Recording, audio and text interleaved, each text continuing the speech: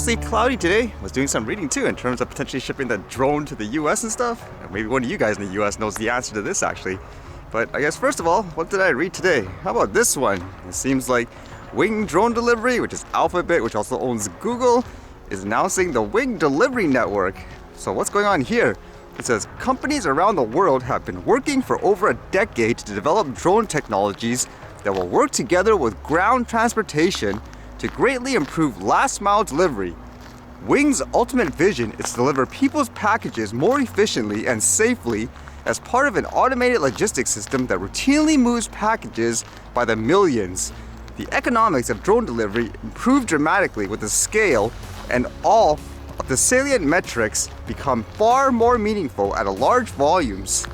There are a lot of companies, as they say here, I guess, fixated with drones and wanting to be the first per se. It says Wing has worked in recent years to enable our drone delivery to integrate seamlessly with existing delivery infrastructure for restaurants and retailers. We've launched delivery services from parking lots and rooftops and integrated with well-known delivery apps. We've moved as many as 1,000 packages per day in a delivery region of more than 100,000 people. And with all that, they say here, all of these R&D and commercial operations efforts have largely been directed toward the development of a logistic platform we call Wing Delivery Network, a decentralized automated system that can support high-volume drone delivery across a major metro area or a more sparsely populated region. With that thought too, they mentioned how it would be, I guess, simple for a company to integrate this into their operations for things such as curbside pickup by drone. It says Wing Delivery Network's lightweight infrastructure makes it easy to integrate into existing retail operations and support them in interesting new ways. Our autoloader allows our delivery drones to perform what has become a tremendously popular service, curbside pickup. The autoloader includes a spot where the store employees can latch packages without waiting for the drone to arrive. Once the system confirms the package has been dropped off, a drone is dispatched to pick it up and then deliver it to the customer. Let's see if they will be the leader per se. At first I thought it would have been a company like Amazon with how much news there were about their, I guess, innovations and aggressive progress into drone delivery, but it seemed like they've been delayed the most, and other companies like Walmart, for example, seem like they were able to launch their drone deliveries a lot quicker. And with drones, still a lot of conflict around the world. More blacklists. How about this one? This one says US blacklists Chinese firms supplying drone parts to Iran. The US Treasury indirectly tied the Chinese companies to Russian attacks in Ukraine and Iranian attacks on oil tankers in the Gulf region. In both cases, using Shahed 136 unmanned aerial vehicles made by the Iran Aircraft Manufacturing Industrial Co. The sanctioned companies include Chinese companies in Hangzhou, Shenzhen, Guilin, and Hong Kong, which the Treasury said shipped light engines and other drone components to HESA, which is controlled by Iran's defense ministry, according to the Treasury. It says the companies are responsible for the sale and shipment of thousands of aerospace components, including components that can be used for UAV applications, to HESA, the Treasury said in a statement. Okay, now with the drone that we recovered yesterday, the Autel Nano Plus. As you guys know, I contacted them before actually because some of the batteries and stuff were chipped, and I did have the care plan, and the reason why I got it initially is because in reviewing the company and the product as a whole, I thought if anything went wrong, this should technically give them, I guess, an advantage where if someone like me already bought it, the process should be extremely painless. Just send it back, they give you like a label and so forth, because that's kind of what they advertised before. In a very similar way, it's kind of like DJI's, I guess, care program. It's like a copy of it, I would say anyways.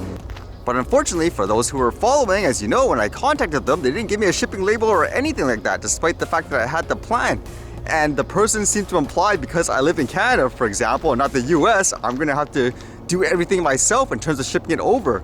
So what I did last time was I gave them a screenshot of the site of the policy that I read, which it says they do cover it. For example, even if you're outside one of those areas, and I wrote them a message for clarification this time. I wanted specific answers, like for example, if you don't cover the charges, for example, to send the product back, how much would you actually charge me? I wanted to verify this process should be For example, you send it back, you pay $79, they won't actually try to like assess damages and so forth, they'll just send you a refurbished one or something like that. They never answered that. And as well, I wanted to make sure, like with the batteries, what are you doing about that? Because you told me not to send any of the accessories back, correct? And they never replied to this. It's been a few weeks too, and now with this situation happening, it's a good time to actually use it because there's actual damage and stuff on the aircraft. Although I'm kind of surprised actually that it could still operate and all that. And I guess researching about the shipping and so forth, this is basically the email they gave me before I asked for the clarification. They told me where to send it to and all that. And I was actually trying to find out which is the best shipping company to send it to the US and all that in these instances. So here's the part that was kind of confusing, and I thought maybe someone in the US could tell me if this is accurate or not. I filled out this address because in the Canada Post thing, they said you have to fill out a form for the borders and customs so they know what you're carrying. And when I filled out the address here, I believe this is the zip code in terms of what they gave me in the email. It says 98021. So when I entered that in, it seemed like it's normal, but then afterwards, the site and that form insists in writing this other number here, the 4443, into the zip code. I was like, hey, what's going on? I tried it again, actually, like edit it, just write down 98021, but it insists in writing 98021-4443. So is this normal in the US? Because I would imagine this is kind of like a postal code in Canada, correct? So yeah, does anyone know in the US, is this like a normal standard thing in terms of an address if you were shipping it? Would this be the same thing? Is it more detail?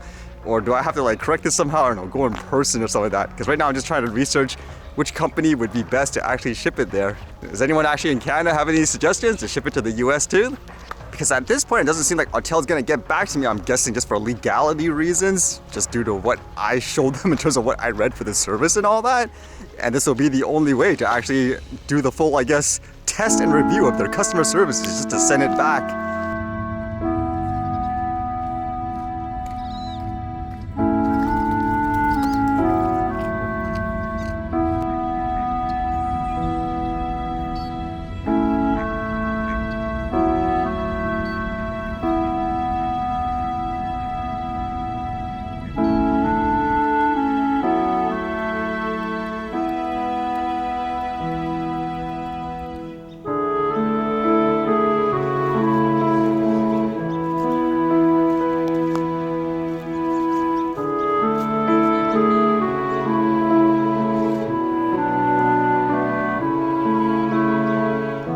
Tell the difference? I could clearly, in terms of the color science and the sharpness between the two drones, completely different.